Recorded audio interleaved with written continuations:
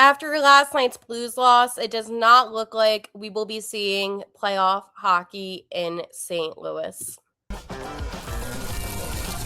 Hi, I'm Robert Thomas, and this is Locked On Blues. You're Locked On Blues, your daily podcast on the St. Louis Blues. Part of the Locked On Podcast Network, your team every day.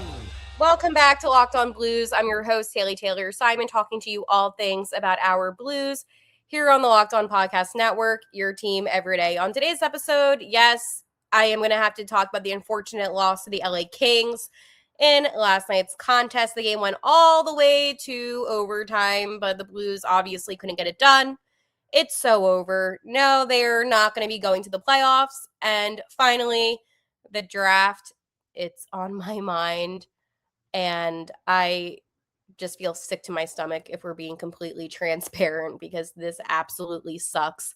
Let's just get right into it because we need to rip the Band-Aid off. I don't know why I thought this team would come out with more fire.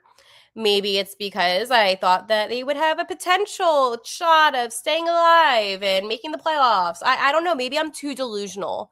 But no, last night absolutely sucked. Jordan Kyrou had an awful game, and I was not by any means impressed with him. To tell you the truth, I was not impressed with the entire team, but especially Kyrou. I don't know what it is about him. I know that he is talented. He is a great skater. He is a great player, but he looks so off this season. So I don't know if it's just because of this season specifically or if there's something bigger going on. He does have that no trade clause. And I do wonder, I've actually had this thought a couple times as to the idea of him potentially waiving it because maybe it's just not working here in St. Louis. And for him, maybe he would be better suited somewhere else. But last night was just an awful game by Jordan Kyrou. Anyways, I am watching the first period and I am just livid. They had so many opportunities and not even opportunities that are far off, opportunities that were within reason. But again, it comes down to that rebounding and they couldn't figure out how to get in the right positioning to just deflect the puck in. It's not that difficult. And I know that it's difficult. I'm not putting them down like they are professional athletes. In no way am I saying that what they do is easy. But again, it's all about positioning. And if they just were in the right positions, then maybe things would have been different. But it was actually Adrian Kempe who scored a power play goal in the second frame, towards the end of the second frame, actually. And what was really interesting about this is that I thought to myself, maybe, just maybe, this would light a spark for the Blues. Binnington was in net.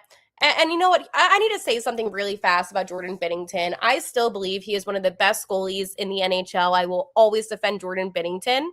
But the team, and I want you to maybe look back at tapes too, because I have noticed this for a while. They play worse with Binnington in net versus when Joel Hofer's in net. It's so interesting. And this is something I noticed. And I didn't want to say it on the episode yesterday, but there was a part of me that saw when Binnington was starting where I was like, oh, this is going to be a loss just because of how the team plays with it. It's so crazy. You would think that they would play better for the starting goalie of not only the hockey team, but also the starting goalie for Team Canada. Oh, also a Stanley Cup champion. But hey, let's go play. I mean, I get it. Play good for Hof. I'm not upset about that. You can just tell that there is a difference, and it's very frustrating. Okay. Anyways, Kings up 1-0. We now go to the final frame. Honestly, I thought this was going to be an L in regulation, but it actually wasn't because the puck that Philip Broberg shot off went off the skate of Robert Thomas, allowing the Blues to tie up the contest 1-1. We then ended up going into overtime, but it did not take long into overtime, nearly only 2 minutes until Trevor Moore was able to score the OT winning goal, giving LA a 2-1 victory over the Blues. And this was a big game. You know why this was a big game? Because all these points right now matters. And last night, I mean, it truly was just like that final stab in the heart of oh, this team may not make the playoffs now. Like it's one of those things where it really does suck. And it really is a jab. It's a stab. It's painful. And I understand having Logan Mayu on the first pair because you want to develop him or whatever. I get it. I don't like it. I'm over him. Listen, in no way am I saying that Zach Bolduc has been playing well, because he hasn't been. I'm not saying that. But I'm just saying that I'm also not impressed with Logan Mayu. Two things can be true. This is just a very frustrating hockey team, and a team that, in my opinion, is just letting themselves down. You lose to San Jose in an ugly 5-4 loss. Again, giving up that goal with like 22 or 21 seconds left is a complete joke. I mean, points matter, and you had an opportunity, but here's the thing with the St. Louis Blues. They do not know how, in any single way, to just maintain what they've done the entire game, and then it comes to the last minute and it's like, oh yeah, let's forget how to play hockey, let's go forget how to play some stick and puck. No, my friends, this is not good hockey. When you give up last second goals, last minute goals, it's not good hockey. When you go to OT and you look like, I can't say it, but you know what I'm thinking.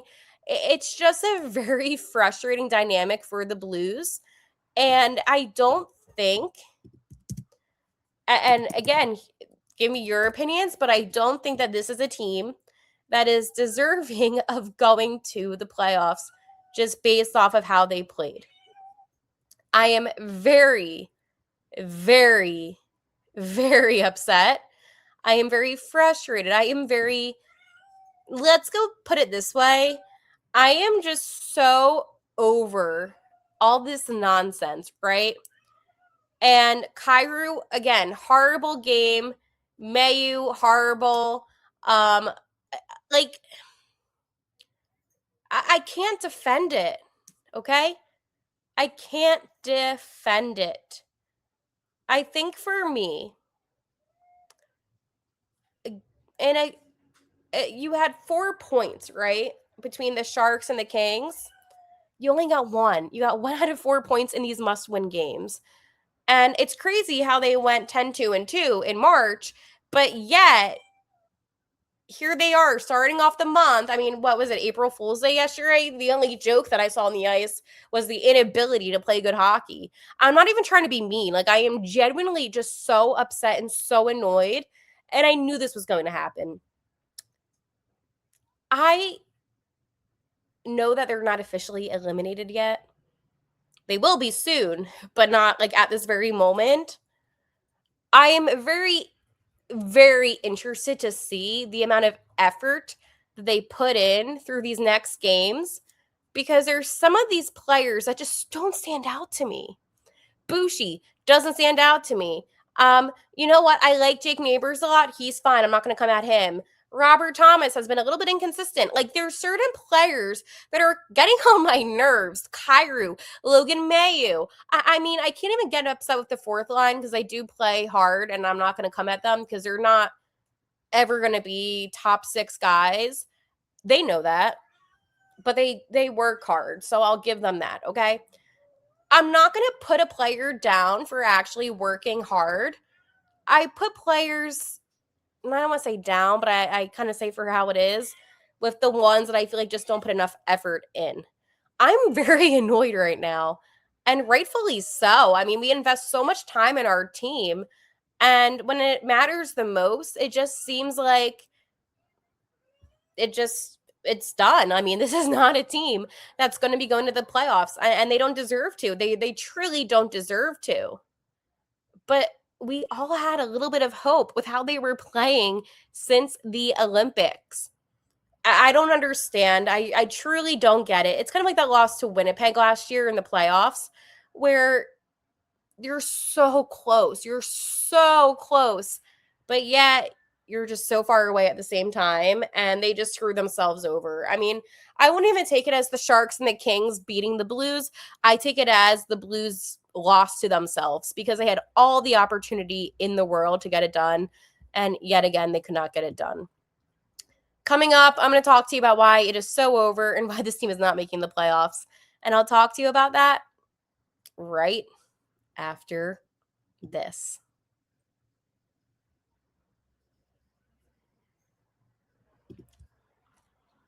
There's nothing like being in an NBA arena, the crowd, the energy, the moment. Getting tickets, though, that part hasn't been so simple. That's why Gametime has become the go-to app for scoring tickets fast without the hassle.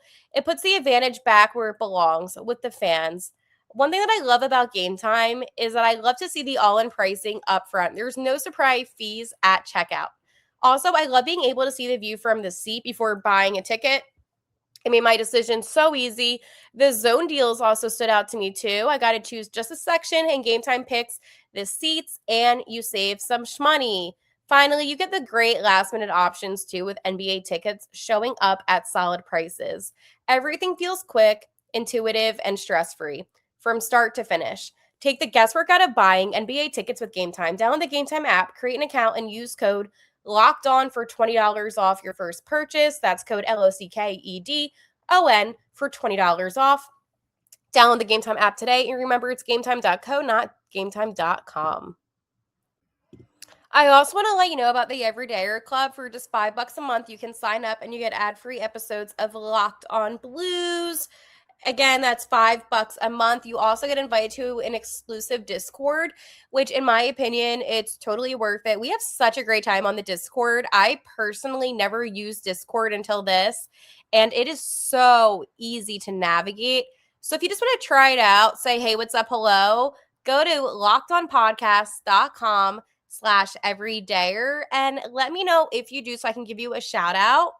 Honestly, it makes the viewing pleasure and it just makes interacting so much fun and so much better. So check it out.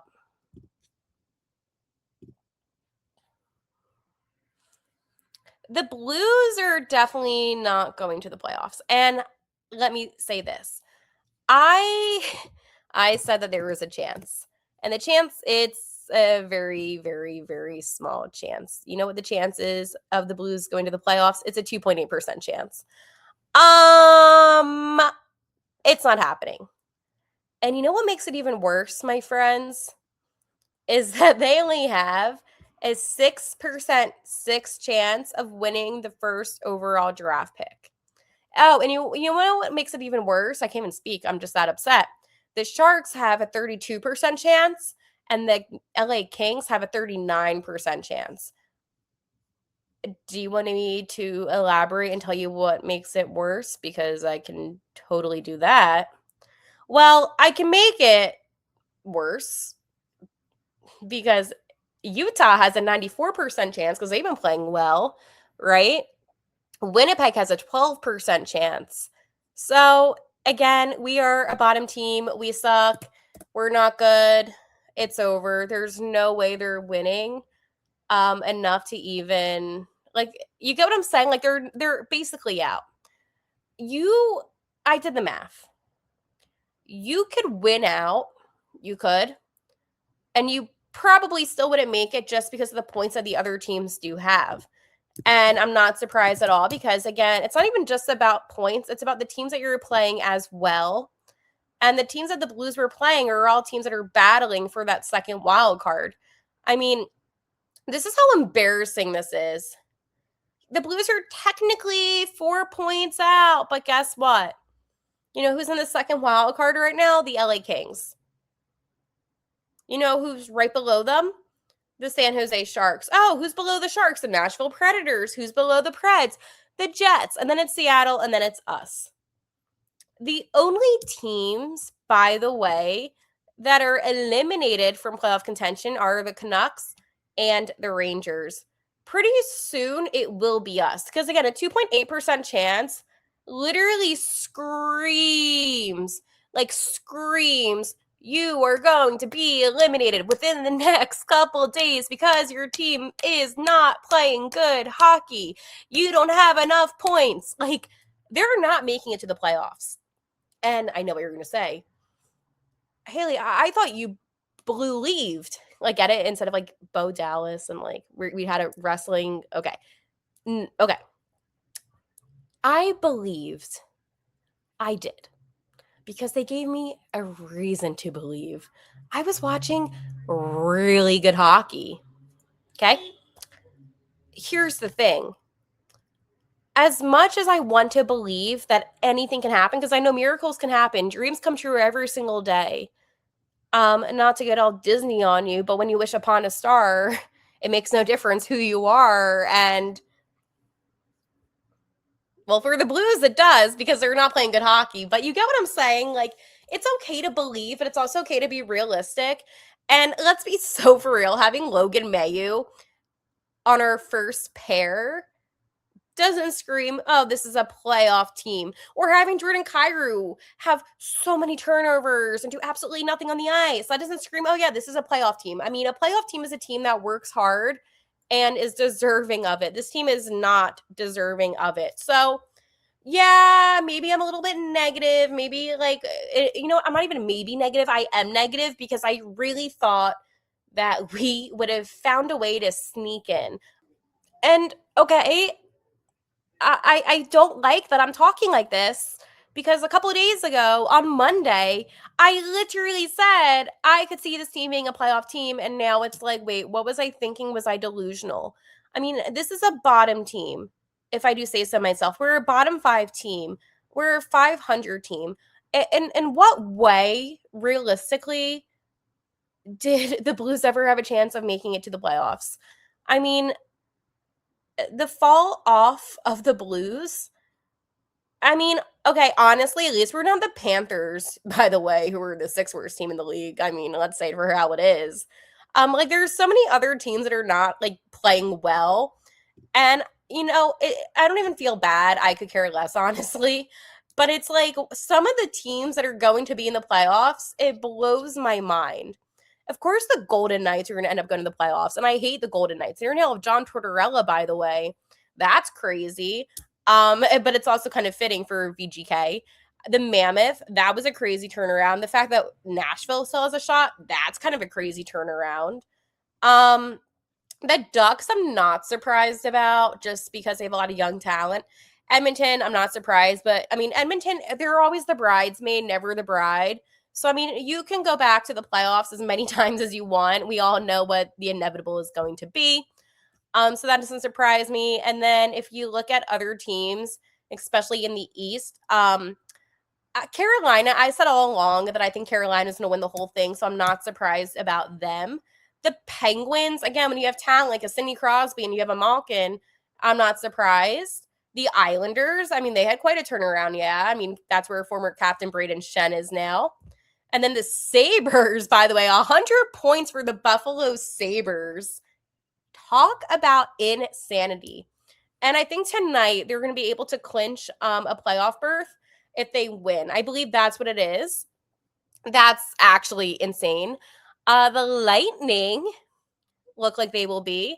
Not surprised, even though they had kind of a rougher season last year, but it's whatever. The Montreal Canadiens, again, good turnaround from them. I mean, some of these teams really had like big turnarounds. And you look at the Blues and it's like, ooh, that's not so good. I mean, again, when it comes to the Blues, though, I don't feel like they did enough in the offseason, and I don't think they did enough to give them like a fair chance of being a competitive team.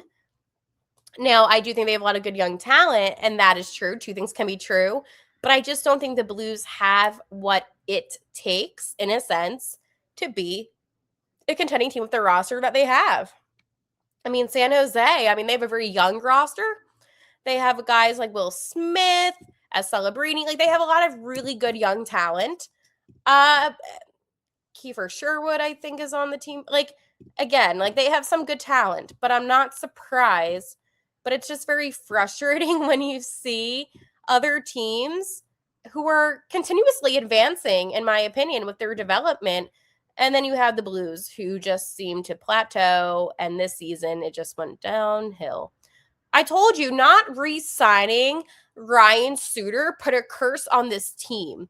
And I will say that forever and always. That is my biggest Blues conspiracy theory that I tell every single person about. I know what you're thinking. oh my God, Ryan Suter, he was 40. He wasn't that good. Okay. But like, why did he put more effort in than like most of the other guys that I see? You get what I mean? It's not even the fact about his age. It's literally just the fact of his effort level. And that to me is why I'm always going to be somebody that defends Ryan Suter. And I'm always going to be mad at the fact that they didn't re-sign him. I thought he was more than qualified to be re-signed considering the effort that he put in last season. And then they did the most disrespectful thing by bringing on P.U. Suter and giving him the same number. Like, no, like you retire 22. No, could you imagine retiring 22 for Ryan Suter in the rafters? Oh, why is 22 retired? Oh, for Ryan Suter for the suits? Yeah, no, that'd be actually insane. All right, we're gonna do our favorite thing, our little tankathon. It's a little tradition that we have now in Locked On Blues, but we're gonna talk about that right after this. What if sports were traded like markets? Now you can put your sports IQ to work in real time with Robinhood prediction markets. It's not you against the house, it's you participating in a live market. You can buy or sell your positions live all game long. Use your sports knowledge in the moments that matter. Robinhood prediction markets changes the game. It's people moving the action, so when the momentum shifts, you can move with it. I always knew the game, but never had a dynamic way to apply the knowledge. Now I can actually take part live in a market powered by people. You no longer are just a spectator, play-by-play, you decide. Trade every play with Robinhood, now available across the U.S. Download Robinhood app now to begin. Futures and cleared swaps trading involves significant risk and is not appropriate for everyone. Event contracts are offered by Robinhood LLC, a registered futures commission merchant and swap firm.